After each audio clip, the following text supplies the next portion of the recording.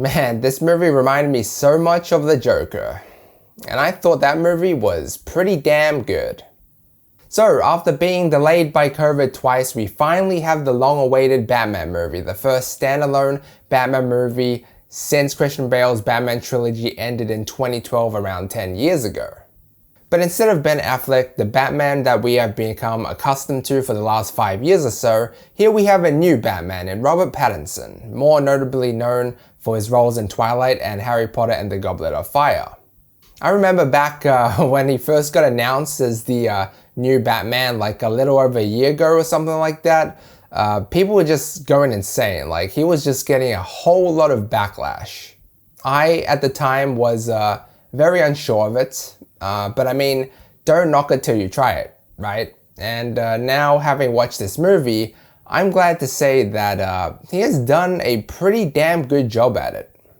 In this movie, we see Pattinson take more of a detective approach to the Batman, who ventures into Gotham City's underworld when a sadistic killer known as the Riddler leads behind a trail of cryptic clues.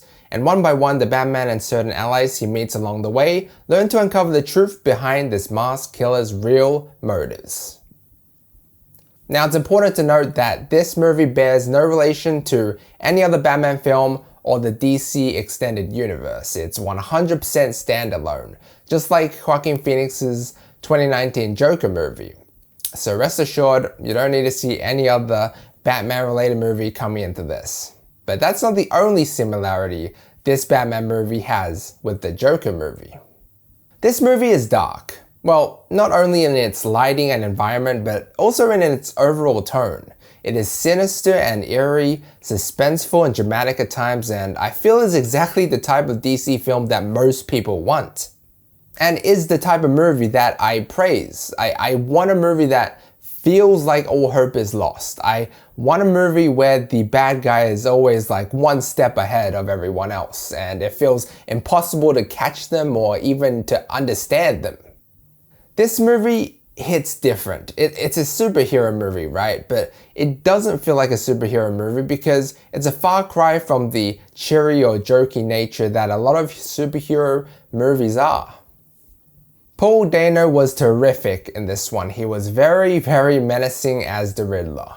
And even though he is mainly in the background, hiding in the shadows, he always shows up at certain points in the movie just to remind the audiences of this hidden, very intelligent and dangerous sadistic murderer on the loose. It was just fascinating and scary seeing the Riddler, his motives, what he was capable of, and the things he was willing to do to get what he wanted. A select few scenes with him in them gave me kind of the same sensation that the Murray talk show scene in the Joker movie gave. They just had very big build-ups and were very powerful and strong scenes. Shit gave me goosebumps. Heck, a lot of the scenes in this movie are like that, and I felt like Robert Pattinson accompanied and complemented him very well. Though, because of the nature of this villain, we do have a slightly different take on the Batman. The Batman in this film is in his second year of fighting crime. He's still the Dark Knight, but he's still learning, so we see Pattinson take on more of a detective role and become a more intellectual threat rather than an action-oriented or physical threat. There are still some action scenes, obviously, but not all that many, and even though I felt like there was a lack of technique in fighting styles, for example, it felt like we didn't see all of what Batman or Catwoman were capable of, I still enjoyed them because basically all of them were like one-shot action sequences, so you were able to see everything very clearly. Though, I kind of wished we learned a little bit more about Batman's origins. We do learn plenty in this movie, like how Bruce Wayne's childhood has shaped him into the man he is today, and Pattinson's performance in that regard was excellent. He acted like a broken soul who had gone through a lot, and you can definitely tell. But I'm talking more specifically about like how he made his suit, what his first year fighting crime was like. But I guess you can't have everything, and this is a pretty small nitpick.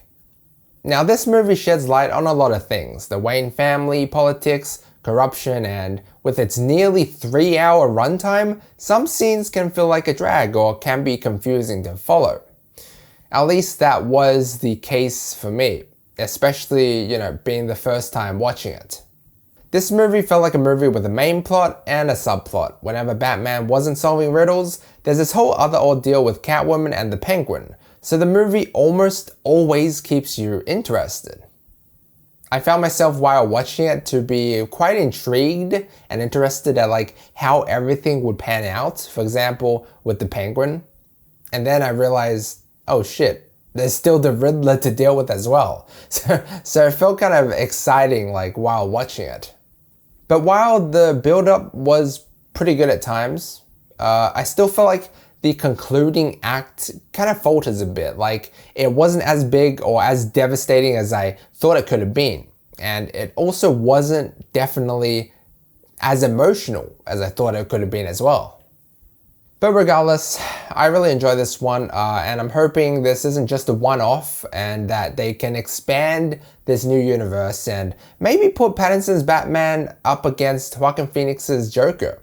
I don't know about that, or if that will be the case in the future, judging off what I saw close to the end of this movie. But I mean, I would love to see that happen because I'm really liking the dark and sinister vibes of these DC movies. I'm going to give the Batman an A-. Guys, thanks so much for watching. Let me know what you think down below. Like and sub if you enjoyed, and as always, feel free to check out any of my previous videos. Until next time.